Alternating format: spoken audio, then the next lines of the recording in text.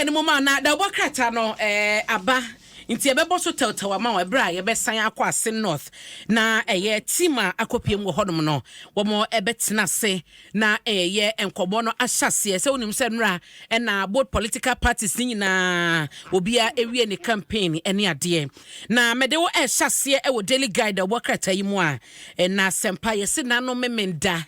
ye radio gati wakwo so ye kase bibia vibrate wa che se wakwo so MPP ankasa e wo party no headquarters wa salam down se eye Saturday no na okọ file ni nkrata nyina na edom a ebodi jogati ti no wow edom a ebodi na ti no jogati ho odom za se wani ensa o ka kire na che se na we no ma hunu se contest no emoyeshi pa na wohwemu a omo ekyere se eye nyame adom a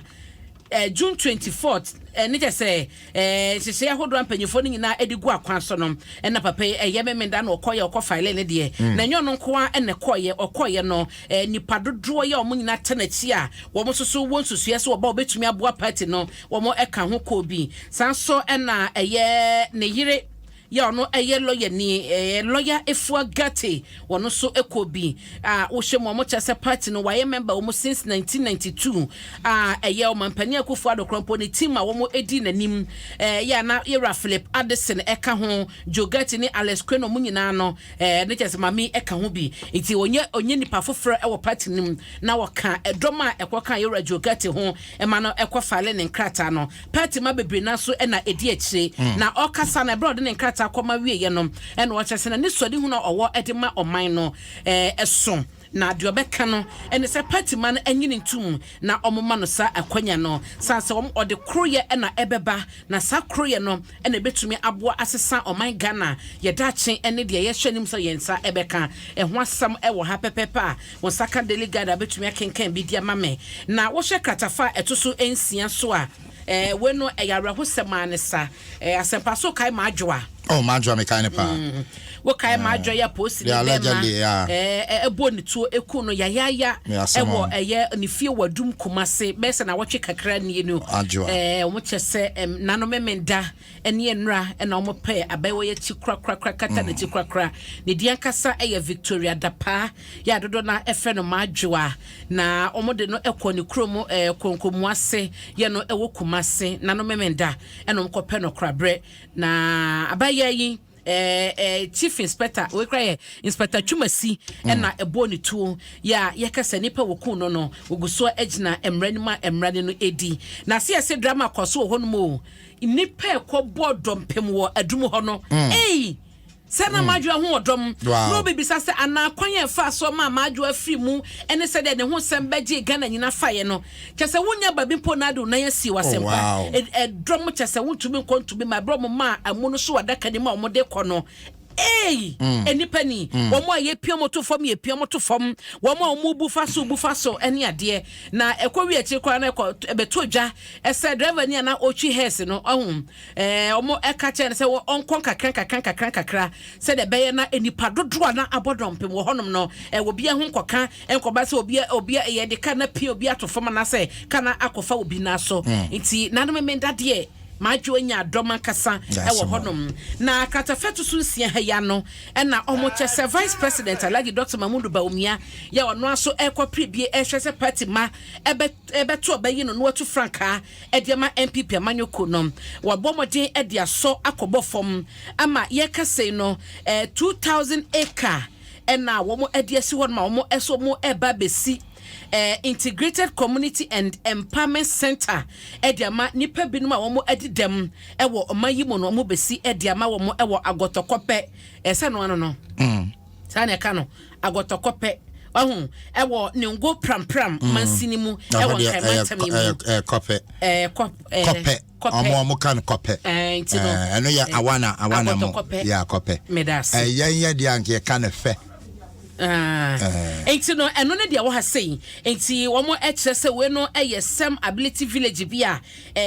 wo charismatic evangelistic ministry no wo mo akoma so na wo mo so mo betumi asisa center no na abo anipa bi mo made dem kwan bi so no na wo mo so asetire makonkan enti wo hwem a vision no esopa wo ho no mo wo mampane be de na koye no de aso ekobo fom na katafeto so sia ha ye we na me de wiama wo daily guide eno mo chese Chinese phone sia na aban anasa mra aso mumu se omo galamsey na sa Chinese fo ensia ya kan no wo hwebo krompa wo mo tini panson ba ko ye Ghana ni na ensia no China fo na wo mo mpanyifo chese operation hot 2 no na ekote wo mo wo be kwai forest reserve ni mu a wo asante mantemu na no fie de o omo hye forest reserve ni mu na omo tu galamsey dendende wo bra emretia so hu ne forest reserve ni ade no onni tumi so bekwa akoye sa galamsey niama no ewo mu nti emra no akire wo mo a enyomo ebedi no pepepe Lieutenant Colonel Louis Boache wono deputy commander operation hot 2 no wono na edensem nyina eto nsamtwofo anim na mo matu ne mrante ya o mache wo mo no wo mo di ne de ewom nanso onsaka no wa kenkan wai na wabobodi no pepepe edi amame asempa men komani mu ai komani fa daily graphic no to me daily graphic ekodia na wo hwe animase ya James Jechikwesin NDC said the mission in the Odame Benkum and a Charles Opoku MPP Edaminifa. Now or say battle for supremacy. Akufo-Addo Mahama storm ase north will be a Canadian or Mampani Dada John Dramani Mahama Equasin north or Mampani Akufo-Addo Equasin north or be an airborne tour Ediama the candidate. Now Ushemwa no pay Cassia by the Mauno Siemono. Now Mampani Dada Mahama Ekase MPP at Romanias James Jechikwesin so at Tanua Fritida or course or Quapojina at Tanua Koso Kodun Masimaja Fee was it the Amanakobana Sati to a Mubaya Deno and it said James Jechikwesin so and na ema MPP candidate and one more neba abepreso betumi abedi speaker no wo mo NDC etribu kan fa wo so nti no ho tan wo manya no omampadeda da Mahama kire se de MPP epene so mo no betumi anya edom dodo no wo mrase bedwafie na ekoba no besia twamene yo mo kobo besia de aba obi ahunu de omde besia ne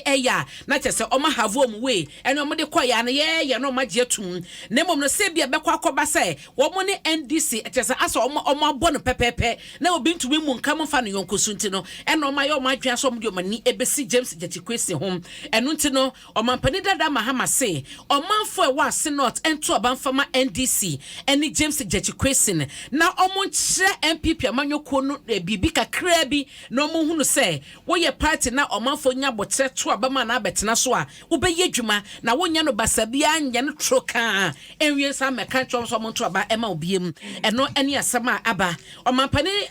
Akufo-Addo so kire se papa yi so mo to aba mana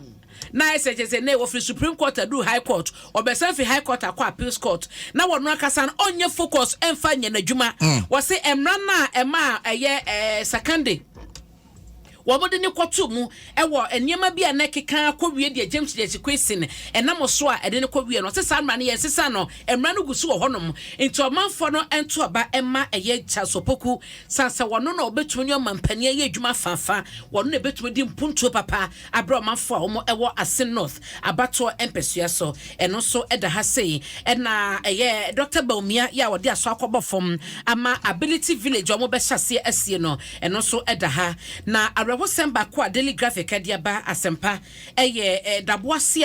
a school for me ensa ekoso mo kwakọ swimi na ensuo ede wo mo eko eno ewo kratafa etusu nsia ewo daily graphic mu areho na anije semba konso ewo graphic mu wase ha no ene se owura atoafo na managing director edema graphic company limited no na omo abona bato se an outstanding CEO eno ene abasoba ne saka eno so ewo kratafa etusu dunsia wonsaka obekenkan bi edi amame ye medi wiama ana me ye sorry so ana wiama me na fe ye nko Ase North why ye medi wiama the Ghanaian publisher the Obokrata no na ene no omo chese eno ampo asem kro no okay Semability Village no project no your mampani dia so akobo fom na ase not to so da ha was say ase not by election NDC violent plot uncovered na chese NDC amanyo kono person ye bibi na mentibe ho ase basabasa ne ade bi sorry na the Obokrata yi chese onipa bi ehu akire into obo de Joseph ya mfoni na ato ho na ha so na no mampani akufu ado ama eyecha so poku nsa so de no ekire ase not adehye se wono na omo to aba emfama no ebra na omo eye rally ye etwato eno so ewo ha na Semability Village project no so no da ha say are na atoshe adolate district assembly common fund boss no wono so foni edasa asemwe ho wenum ene da Obokrata amane ahodo a de aba maboboso amawo abrabo gwa hwene asomdwen kam ansa na obesore sem pacho da Lizzy asemame wai de da men say Lizzy na de bai achim da Lizzy na de bai abna Lizzy asomdwen kam me da se pa ekoye me so de da no bai wa betome we me kalapa ekoye in fact efe pa mani so entino Lizzy asomdwen